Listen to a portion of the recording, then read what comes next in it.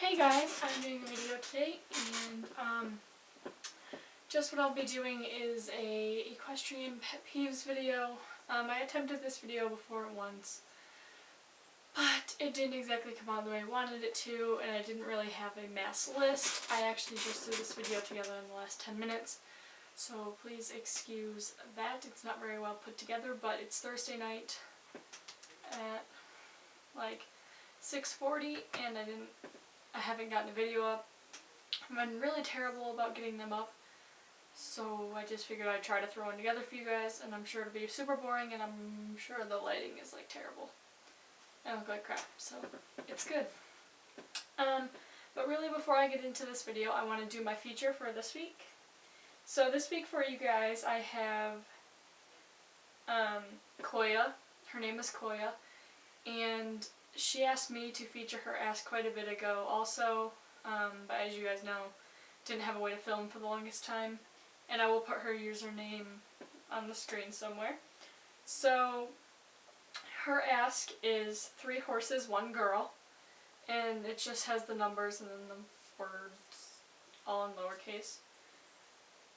A little bit about her is that she rides Western and she has 3 horses. I talked to her quite a bit actually on Ask and on Kick. She's super friendly and always been super nice, and her horses are honestly super adorable. So I suggest you at least go check out her account and maybe follow her. So yeah, I'll put that somewhere down here. Alright, let's just kick off this video before it gets super long and super boring as it already is. But, so I'll just start off with the first one. One of my biggest pet peeves, honestly, is when people keep their horses in stalls, basically 24/7. I see it a lot with the Western pleasure horses. I'm not knocking any discipline. I understand there's some exceptions. Like facility-wise, you can't always have your horse out, but I see it mainly in Western pleasure and a lot of the high-level dressage and jumping horses, is that their horses are in stalls the majority of their time. Horses, obviously out in the wild, they were born to be able to freely graze and run around whenever they want to, wherever they want. And stalls are just like, honestly, just keeping them in a box. It's never been something I've been too fond of. My horses have never been stalled. The only time they're kept in is when it's super cold with negative wind chills in the winter, and that's only for the night, and as soon as day breaks they are let back out. And they're not locked in stalls either, they just get free range of the barn and we close the doors. I understand in a lot of people's case that not all barns have the best outdoor setup for pastures. Not all horses get along and can be put in pastures together, or they're dry runs. So, I mean, you need to really just kind of do what you can do. If you're at a barn in that situation, if there's a nice enclosed arena, at least let your horse out a couple times a week to run around for half an hour if the arena isn't in use. Or take them out to graze when you're not doing something after or before your ride. Just anything to really get them out for longer than just a ride or when you would lunge them. So yeah, horses weren't meant to stay in stalls. Another thing I'm not too fond of is the dressage roll cur. I believe that's how you say it. If you guys don't know what roll cur is, if you go on the internet and just type it in, it's spelled ROLKUR. It's something that's supposed to be quite glorious and beautiful in the dressage world. Now, I admit it does look nice, along with their fancy clothing and the fancy moving horses, but it really affects their airways and can lead to a lot of discomfort. And also, something with this is a lot of big bits are used. Now, this isn't knocking dressage at all by any means. I will get on to other disciplines in a minute. But the big bits aren't necessary, neither are the when they use like the two reins. I can't ever remember what they're called, the curb rein or something like that. But roll cur is when the horse's nose is behind the vertical. If you guys know what that means, it really just means the horse's nose should be vertical with the ground, and that's like a regular, more comfortable, natural looking frame, and that's what most horses should be in when you're doing show work. But these dressage horses with the roll cur are very behind the vertical. Their chin and their neck is basically bent in a V, and their nose is just about touching their chest. If you go on the internet, honestly, you can see how uncomfortable this could be for a horse. Horses aren't meant to have their necks like this. They're not really meant to be bent in a U, well, an upside down U, but yeah, that just really gets to me. I mean, you can imagine just a horse like that, how uncomfortable that would be to their neck and their back. Even just to being able to move like that, they're being held back so behind the vertical, but yet they're pushed to move forward and do these very unnatural but yet beautiful transitions.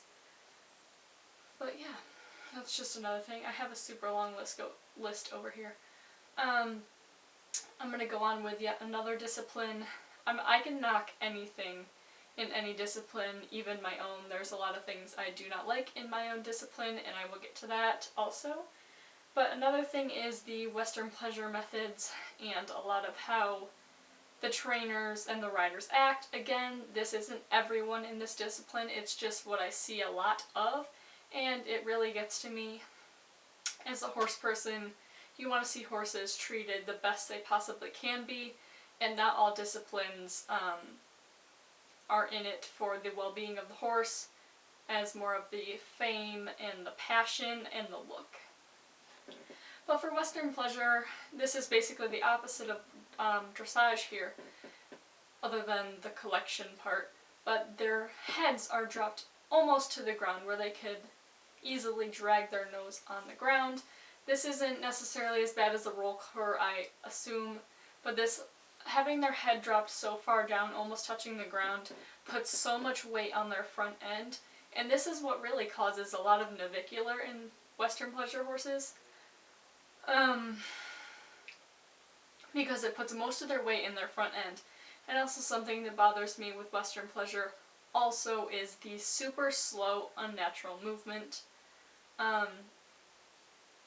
Horses, their canter is slower than their regular walk. I don't know if you've ever seen the Western pleasure classes.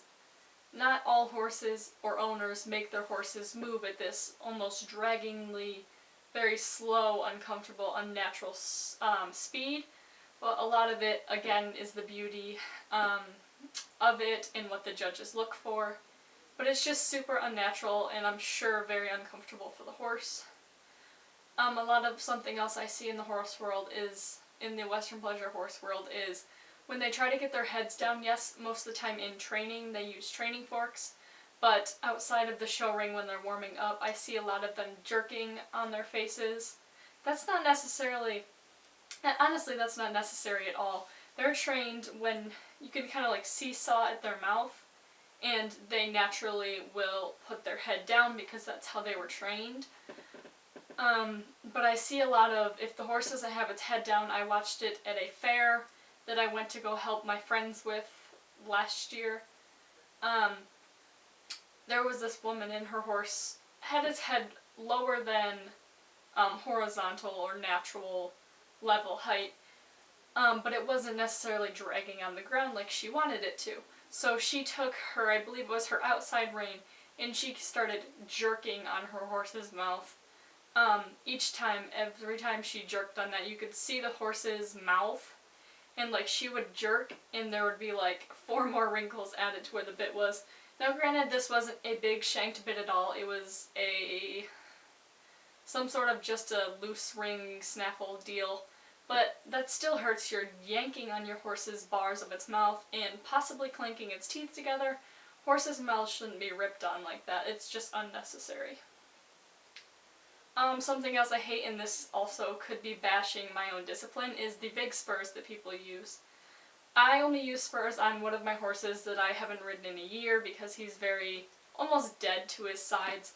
But big spurs as in they're this long and they have the rollers this wide and they're the sharper ones. They do make ones with rounded off edges, but even those can hurt after a while. I was at my annual rodeo I go to every year that Tyler also attends, and there was this guy, I think they were team roping, and he had some fairly long roller spurs on, and he would wallop this poor Palomino horse with his heels, and by the end of the day the horse had holes in each side, and it was dripping, sobbing, soaked with blood. It would drip every time the horse walked by. My friends and I wanted so badly to go yank him off that horse and take the horse home with us. It was horrible. But, guys, just don't use spurs you're not ready for. And don't kick your horse with them. They're meant to, encourage more forward lateral movement. They're not meant for necessarily speed as more of improved, impressive movement. Something that's not one of my biggest pet peeves is when people's heels aren't down. Honestly, that does bother me only because I was initially taught and trained to ride the proper way where your heels are down as far as you can get them. You're sitting up tall, you're looking forward. But it really just bothers me when your heels aren't down. Another thing is when kids under the age of 18 don't wear helmets. I know people will argue cowboy hats are better, helmets can kill you, blah blah blah blah blah, but yeah, more times than any, a helmet is going to save your noggin. Mind your melon, guys. I understand 18-year-olds and above have their own choice. If your state doesn't require a helmet, please just wear one. It's your life you're risking. Another thing is the whipping and spurring. This also goes along with my discipline, barrel racing. They tend not so much to just squeeze or kick their horse, they have to use their spurs and basically starfish the whole way and use a whip and just whip the crap out of their horse. Gag hackamores, this also bashes my discipline. I don't think any horse should have to use a gag hackamore. I posted a thing on Ask quite a while ago about gag hackamores. So if you're really curious about that, just go hit my likes, I believe, and scroll down quite a bit, and you'll find it. If not, just look it up on the internet. I'm not fond of them. Basically, it sounds exactly what it is. It's a bit and a hackamore combo, and it basically gags the horse because the mouthpiece is able to slide. It applies pressure to the nose and the horse's mouth. So yeah, I just don't like them. Leg protection. Please, if you're going to buy it and use it, make sure you know how to use it correctly and make it fit properly. That also ties along with improperly fitted tack. If your tack doesn't fit your horse, it could lead to more issues, soreness, etc. Horses at shows die. My mom has seen a horse die from heat exhaustion at a show because the horse was not given a break and had no water. But basically, if you're at a hot show or even just at a show in general, your horse is doing a lot of work for you, please make sure it has water. But yeah, that's about it, guys. I have one more on here, but I really don't want to keep rambling on because I'm sure this video is well over 8 to 10 minutes long. I kind of hope not, but please make sure you go check out Coya's account, and make sure you give this video a thumbs up, and you can recommend any videos that you may want to see. Spring is finally coming. I'm so excited I can get back into my riding routine, and start making more outdoor exciting videos.